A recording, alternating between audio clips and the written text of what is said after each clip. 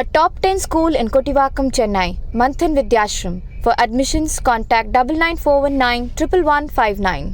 தேர்தல் பத்திர விவகாரத்தில் பாரத ஸ்டேட் வங்கி வழங்கியுள்ள தரவுகளை தேர்தல் ஆணையம் தனது இணையதளத்தில் பதிவேற்றம் செய்துள்ளது.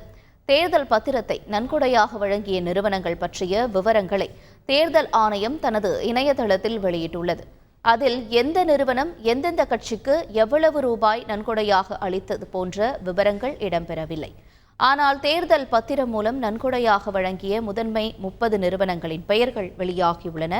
அதில் மிக அதிகமாக லாட்டரி அதிபர் மார்டினுக்கு சொந்தமான future gaming and hotel services நிறுவனம் 1208 கோடி ரூபாய் மதிப்பிலான தேர்தல் பத்திரங்களை பல்வேறு அரசியல் கட்சிகளுக்கு வழங்கியுள்ளது.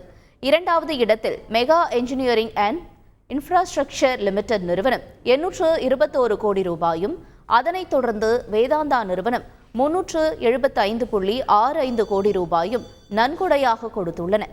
ஏறத்தாழ 30 முன்னணி நிறுவனங்கள் சுமார் 2000 கோடி ரூபாய் மதிப்புள்ள தொகையை நன்கொடையாக அளித்துள்ளன.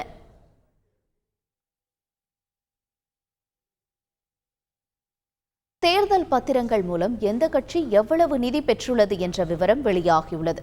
அரசியல் கட்சிகளுக்கு நிதி அளித்தவர்களின் விவரங்கள் 337 பக்கங்களிலும், நன்கொடை பெற்ற கட்சிகள் பற்றிய விவரங்கள் 426 பக்கங்களிலும் இடம்பெற்றுள்ளன.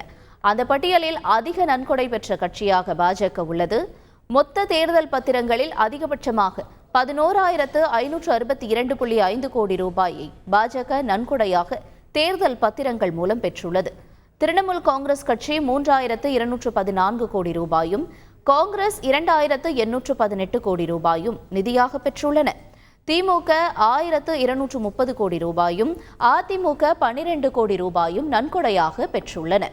A top 10 school in Kottivakkam, Chennai, Manthan Vidyashram. For admissions, contact 99419 11159.